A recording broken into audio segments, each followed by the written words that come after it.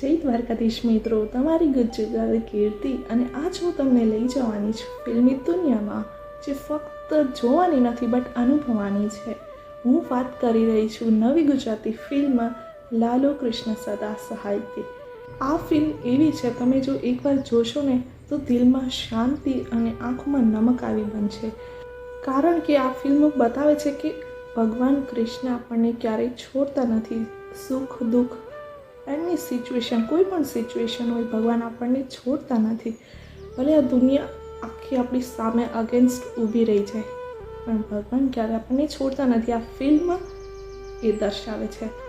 લાલો કૃષ્ણ સદા સહાયતે આ મૂવી અત્યાર સુધીની ગુજરાતી બેસ્ટ મૂવી છે.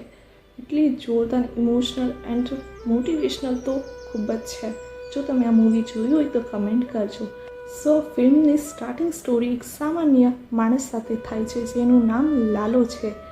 લાલો એક રિક્ષા ચાલક છે અને એ રોજના જીવનની જંગ લડે છે. પૈસા ઓછા બટ સપના મોટા મોટા છે અને એક દિલમાં ઘા લઈને ફરે છે જે આખી દુનિયાને બતાવતો નથી.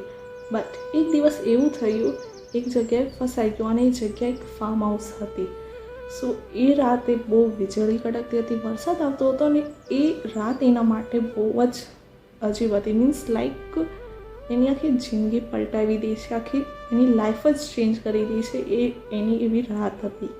પછી એને ફાર્મ હાઉસમાં એવું લાગે છે કે અહીંયા કોઈક છે, એને કોઈક બોલાવે છે, એની કોઈક વાતો સાંભળે છે બટ કોઈ દેખાતું નથી. એને એવું લાગે છે કે અહીંયા કોઈક માણસ હશે જે એને બોલાવતો હશે કે સાંભળતો હશે એની વાતો. બટ થોડી વાર પછી લાલોને સમજાય છે કે અહીંયા કોઈ માણસ નથી બટ ખરેખર ભગવાન શ્રી કૃષ્ણ મને બોલાવે છે. લાલો એ સુધી માનતો હતો કે ભગવાન ફક્ત ખાલી મંદિરમાં નથી હોતા. એને સમજાય કે ભગવાન એ આપણા અંતરમાં પણ રહે છે. બેન પછી લાલો રડવા લાગ્યો. લાલો રડતો હતો ત્યારે ભગવાન શ્રી કૃષ્ણ કહે છે, લાલો તું મારો સંતાન છે, તારી પીડા મારફતે જ હું તને સત્યના રાહ પર લઈ જઈશ. બસ આ ડાયલોગ સાંભળીને આખા થિયેટરમાં લિટરલી ગૂઝબમ્સ, આખા થિયેટરમાં શાંતિ આવી ગઈ. ખાલી એક આ ડાયલોગ આખું થિયેટર શાંત થઈ જાય છે. એટલો બેસ્ટ ડાયલોગ. ફિલ્મની વચમાં એક પાર્ટ આવે છે જે બહુ ઇમોશનલ અને સુંદર છે. ત્યાં એક એવું સીન થાય છે, મીન્સ લાલો છે એ પોતાના ભૂતકાળમાં વહી જાય છે અને એણે શું કર્યું, કોનું ખોટું કર્યું અને એણે શું શીખ્યું. દરેક સીન એના જીવનનો એક પાર્ટ છે. જો કે આપણે જોવું જોઈએ, બહુ જ means emotional and Sundar part છે. જ્યારે પોતાની ભૂલ સ્વીકારતો જાય છે ત્યારે એના ચહેરા ઉપર જેટલી મીન્સ ટેન્શન છે એ ધીમે ધીમે શાંતિમાં કન્વર્ટ થતી જાય છે. બેસ્ટ એક્ટિંગ, એટલી મસ્ત એક્ટિંગ. એવું લાગે કે આપણે ફિલ્મની અંદર છીએ, આપણે પણ એની સાથે જર્નીમાં જાતા જઈએ છીએ એની સાથે. એવું લાગે છે કે આપણે પણ એ ફિલ્મની અંદર છીએ અને એ જે કરે છે આપણને મીન્સ ફીલ થાય છે આજુબાજુ. બહુ જ મસ્ત એક્ટિંગ કરે છે એન્ડ આ પાર્ટ તો જરૂર જોવો જોઈએ આપણને. જ્યારે લાલો રિક્ષા છોડીને ભગવાન શ્રી કૃષ્ણની મૂર્તિ સામે બેસી જાય છે અને કહે છે, હવે હું નહીં ચલાવું મારી રિક્ષા, હવે મારું મન ચલાવજે તું ખાના. આ એક ડાયલોગ એટલો ઇમોશનલ, આખા થિયેટરમાં ગૂઝબમ્પ ઇટ્સ ઓકે બટ બધાની આંખમાં આંસુ આવી જાય છે. Too much emotional. લિટરલી આ પાર્ટ જોવો જોઈએ. ઓકે, એક્ટિંગ એન્ડ ડાયરેક્શનની વાત કરીએ તો લાલાનો રોલ કરનાર એક્ટર એકદમ ડેપ્થ બતાવે છે, જો કે એકદમ અદ્ભુત છે. મીન્સ એની મહેનત, એના આંખોમાં થાક, પછતાવો તમે બધું જોઈ શકશો. એન્ડ ધેન સપોર્ટિંગ કાસ્ટ પણ બહુ ખૂબ જ મીન્સ સારી છે.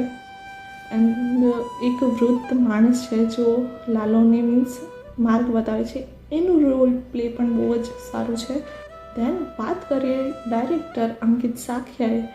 જો કે ફિલ્મ એકદમ સિમ્પલ છે બટ ખૂબ જ ડીપ છે. વિચારવા ઉપર આપણને મજબૂર કરી દે. બહુ જ સારી બનાવી છે ફિલ્મ. અત્યાર સુધીની બેસ્ટ મૂવી મને લાગી. તમને કેવી લાગી કમેન્ટ કરજો. મીન્સ મૂવીમાં હરેક સીન અને હરેક ફ્રેમમાં એક અર્થ છે જો કે આપણને મજબૂર કરી દે છે વિચારવા ઉપર. ધેન પછી કેમેરામેનની વાત કરીએ તો ખૂબ જ સારું શૂટિંગ કર્યું છે. લાઈક ગામની ગલીઓ, રિક્ષા ચલાવતો માણસ, વરસાદના ટીપા, બધું જ અર્થપૂર્ણ લાગે છે. ઓકે, દેન પછી વાત કરીએ ફિલ્મના મ્યુઝિક એન્ડ બેકગ્રાઉન્ડ સ્કોરની, જે ખૂબ જ ગ્રેટફુલ છે. ફિલ્મનું મ્યુઝિક એકદમ આત્મીય છે. ફ્લૂટના સૂર, વરસાદનો અવાજ અને ખાસ કરીને કૃષ્ણ નામનો જાપ બધું મળીને શાંતપૂર્ણ અનુભવ આપે છે, જે ખૂબ જ મસ્ત, એકદમ શાંતિ લાગે છે. ઓકે, દેન પછી વાત કરીએ મેસેજ ઓફ ધ ફિલ્મ. આ ફિલ્મમાં એક મોટો મેસેજ આપે છે કે ભગવાન હંમેશા આપણી સાથે જ હોય છે. બસ ખાલી એના સંકેતો સમજવા માટે મન અને દિલ શુદ્ધ હોવું જોઈએ. લાલુ સમજાવે છે કે જીવનમાં ભૂલ કરવી ખરાબ નથી, પણ એ ભૂલમાંથી તમે શું શીખો છો એક ધર્મ છે. આ એક મેસેજ ફિલ્મના થ્રુ આપણને સમજાવવામાં આવે છે. The best message of the film આ એક છે. મૂવીના એન્ડિંગમાં કહે છે, ભલે આખી દુનિયા તમને ભૂલી જાય, પણ ભગવાન શ્રી કૃષ્ણ ક્યારેય ભૂલતા નથી. સો જ્યારે હું આ ફિલ્મ જોયું ત્યારે મને એવું લાગ્યું કે હું પણ લાલો જેવી છું. મનમાં શાંતિ નથી ફૂટતી, દિશા બદલી જાય છે. જો કે બધાની લાઈફમાં આજકાલ એવું ડેલી રૂટીન થતું જ હોય છે, કંઈક ને કંઈક પ્રોબ્લેમ આ તેમ.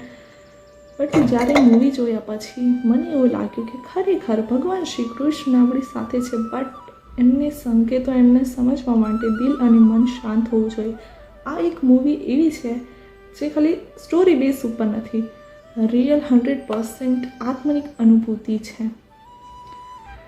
દેન જ્યારે એન્ડ થયું મૂવીનું, ત્યારે જે શાંતિ મળે છે, જે શાંતિ અનુભવાય છે, લિટરલી 100%ની વાત છે. મોટામાં મોટી કોઈ પણ મૂવી આ શાંતિ નથી આપી શકે જે આ મૂવી આપી છે.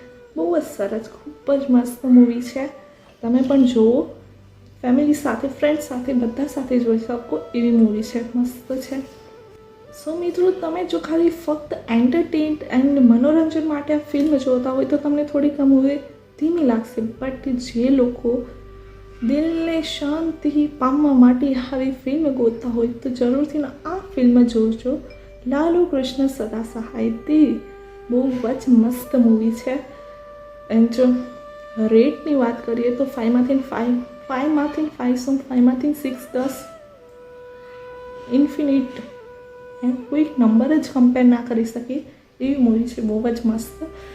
તો મિત્રો, તમે પણ આ ફિલ્મ જોઈ છે કે નહીં કમેન્ટમાં જરૂર જણાવજો. અને તમારું આ ફિલ્મનું મીન્સ બેસ્ટમાં બેસ્ટ કયો પાર્ટ તમને લાગ્યો એ પણ કમેન્ટ કરજો.